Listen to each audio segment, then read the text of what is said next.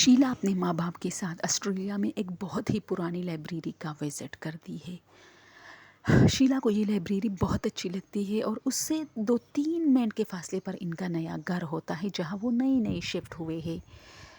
अब शीला को एक आदत हो जाती है कि जब भी वो घर में बोर होने लगती है, वो उन लड़कियों में से होती है जो अकेले रहना पसंद करती है। दोस्तों, दुनिया में ऐसे बहुत सारे लोग हैं जिनको तन्हाई पसंद होती है। उसके साथ मौजूद होके भी आपको फ़ील होगा कि आप बहुत अकेले, क्योंकि वो किसी से बात नहीं करते। ऐसे लोग बहुत ज़्यादा मैंने देखे हैं। ये सिर्फ कहानियों में नहीं दोस्तों, रियलिटी में भी बहुत सारे लोग मैंने इसे देखे हैं। आपको ज़बरदस्ती उनसे बात करना पड़ता है और वो मतलब यानी आपको उनसे ज़बरदस्ती जवाब जो है निकालना पड़ता है। तो शीला उन्हीं लड़कियों में से थी। तो उनके माँ बाप उसको ज़्यादा मतलब किसी जगह पर पाबंदी इसलिए नहीं लगाते थे कि वो चाहते थे कि उनकी बेटी के दोस्त बने। वो समझते थे कि उनके दोस्त नहीं है। असल में वो खुद ऐसा था कि किसी को ज़्यादा देर तक अपने इर्द गिर्द टिकने नहीं देती थी।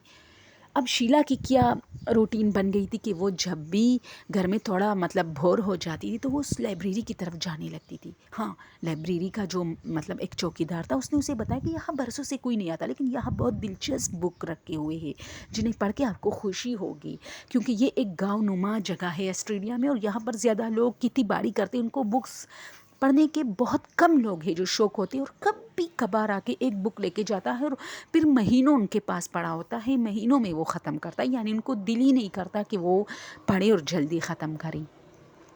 तो शीला को अच्छा लगता है, उसे वैसे भी तन्हाई पसंद है, तो वो ज़्यादा देर टाइम उसी लाइब्रेरी में गुजारती है। लेकिन शीला की एक आदत थी, वो जिस जगह पे बैठती थी उसको साफ भी करना उसको अच्छी तरह आता था। कुछ दिन के बाद वो अपने घर से कुछ झाड़ू और सफाई की चीज़ें लेके जाते। वहाँ जो डस्ट लगी होती है बुक्स पर, वो सारा यानी वो लाइब्रेरी को चंद दिनों में बहुत साफ़ सुथरी करती है और बहुत एक एयर फ्रेशनर परफ्यूम लेके जाती है, वहाँ करती है, जो कि मज़ा आता है।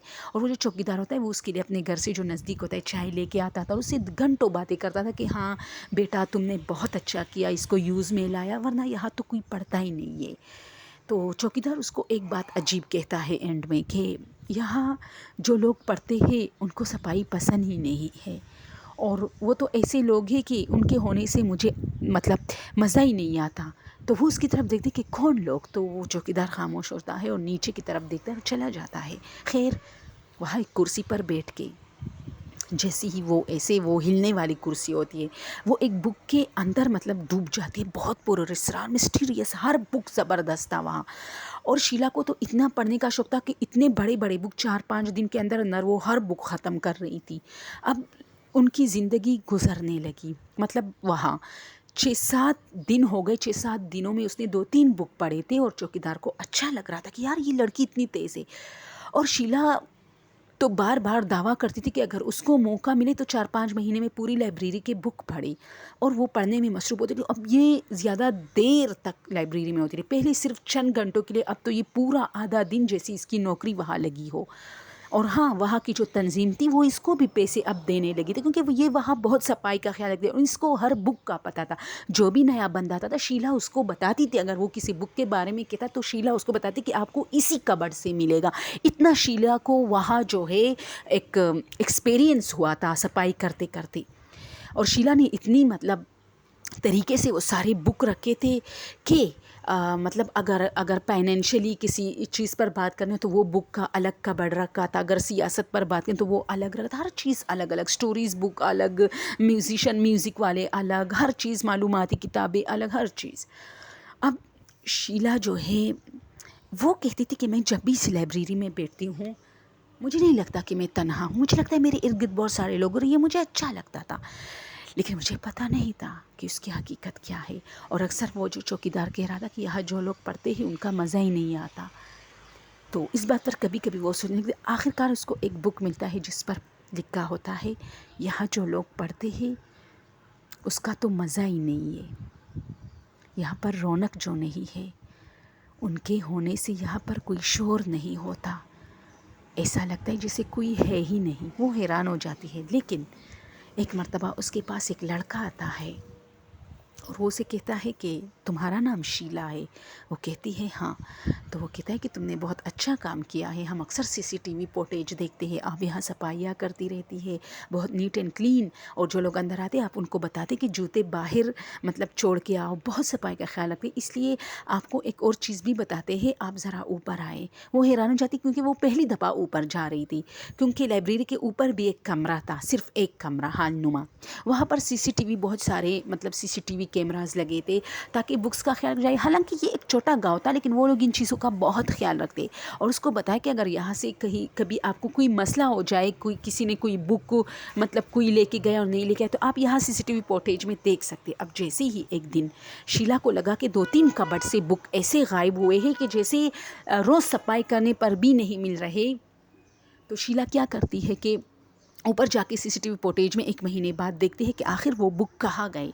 3 बुक थे, एक का नाम था डोंट टच मी, दूसरे का नाम था इस किताब को मत पढ़िएगा, इंग्लिश में था लेकिन मैं उर्दू में बोल रही हूँ। तीसरे का नाम था यह सब पढ़ रहे हैं लेकिन किसी को पता नहीं चलता। अब अजीब नाम थे 3 किताबों के, लेकिन खैर कभी शीला ने पढ़े नहीं थे लेकिन उसको चाहिए थे।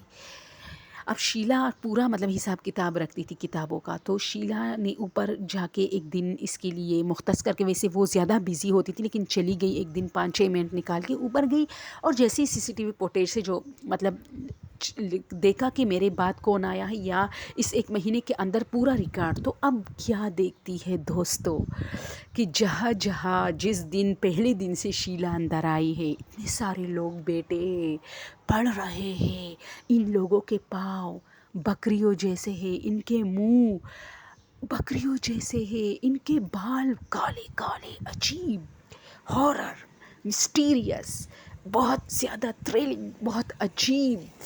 और वहाँ पर शीला जब सफाई कर रही थी तो वहाँ पर खून ही खून पड़ा होता है और शीला का पूरा वजूद उसमें रंग जाता है, और वो फिर भी सफाई में मसरूफ़ होती है और हर चीज़ साफ़ करती। इवन वो जो लोग कुर्सियों पर बैठे हैं शीला उसकी भी सफाई करते और उन लोगों के ऊपर ऊपर भी मतलब वो कपड़ा लगाती है जो मतलब उसके हाथ में होता है। शीला अपने कानों पे हाथ रख के एक चीख मारती है, ये सब क्या है? यहाँ तो ऐसा कुछ नहीं है।